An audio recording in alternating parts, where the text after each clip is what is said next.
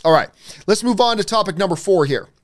And the fourth topic comes to us from James Hardy, who writes, so, extremely wicked, shockingly evil, and vile, the Ted Bundy movie is going straight to Netflix, which some of us kind of was suspecting it may. Find this concerning?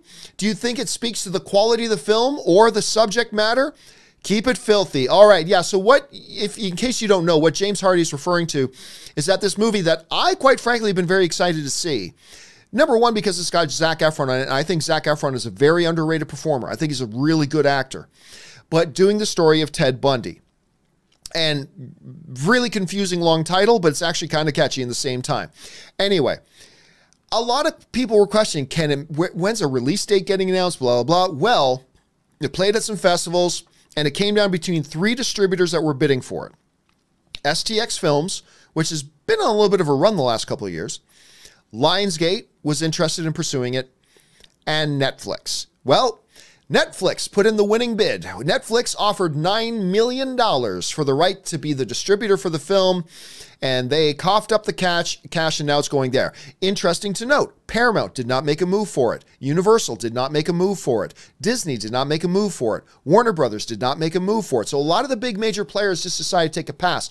So the question of, is this concerning? Well, I got to say this. I used to have this philosophy, Rob, that if a movie's going straight to Netflix, that is just a 100% declaration of its quality. It wasn't good enough to go into theaters. Just simple, as plain as that. But then a while ago, I had a buddy of mine who kind of challenged me on that a little bit. And in particular, we were talking about The Irishman. Because The Irishman was a movie they tried to get picked up by the big studios, and all of them took a pass on it. And to me, that was like, well, that's a big red flag right there. If they wanted it with the major studios and nobody wanted it, it's probably crap, right? It's probably crap. What my friend convinced me of was that, John, it may not be crap. What could be the problem here is that we could have a situation here where the movie might be great, but the studios do not believe it can make money in the theaters. Because there have been great movies that could not attract an audience. And let's be honest, Al Pacino is not a huge box office draw. It feels sacrilegious to say it, but it's true.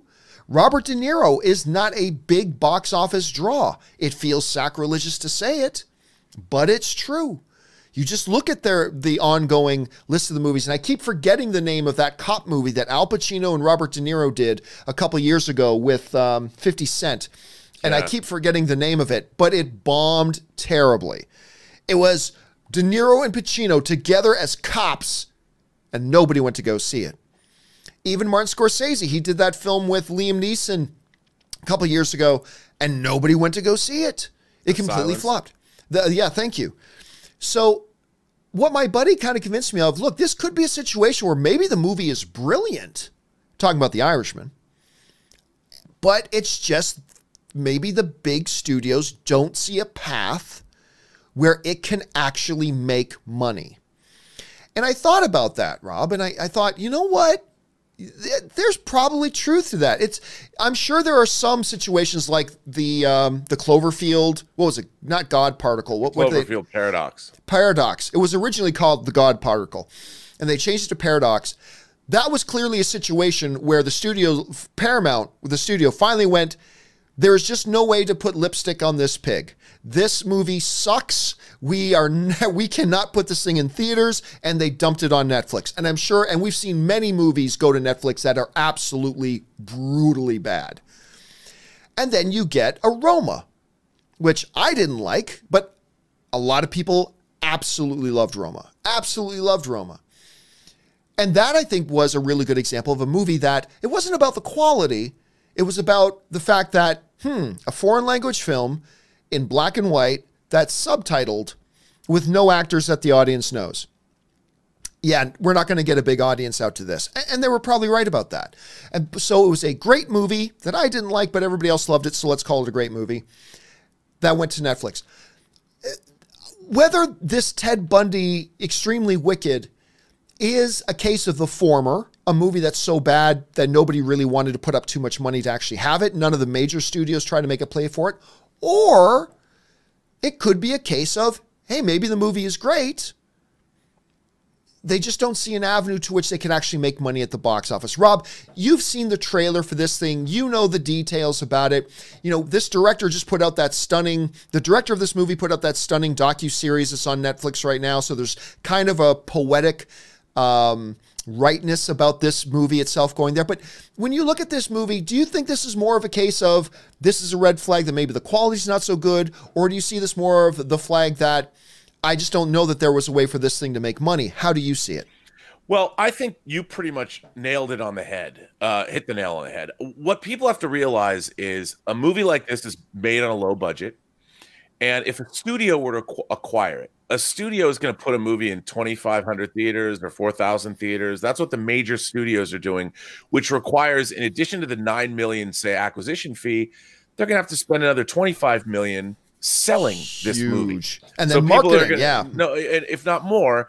And the fact is, this movie could be great, but the idea of a serial killer movie, the idea of Ted Bundy, appeals more to the same people that are watching the assassination of Gianni Versace in American Crime Story, you know, on TV.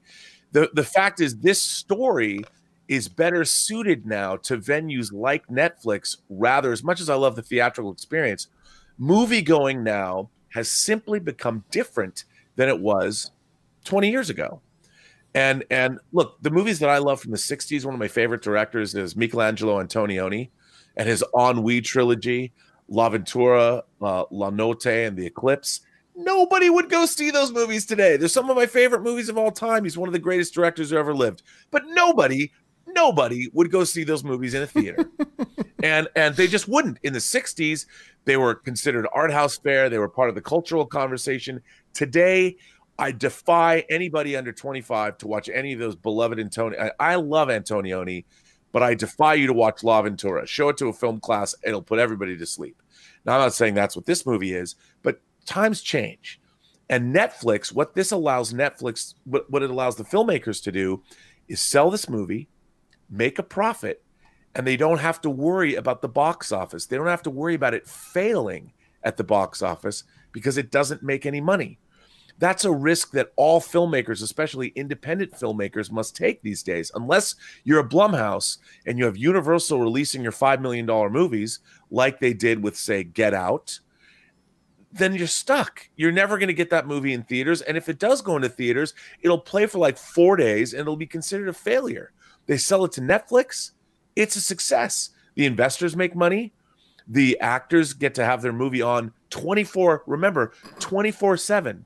It never goes off. It's never going to go dark. This movie's going to play forever on Netflix whenever anybody wants to watch it. And that, for a filmmaker, is pretty great to know that it's always there. The only person and entity not making money is Netflix.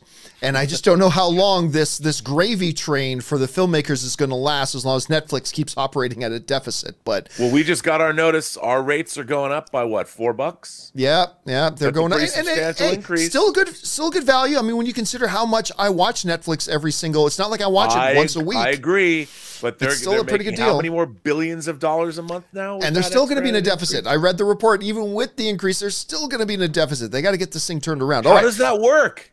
It's crazy. I don't know. They're spending like it's going out of style at this point.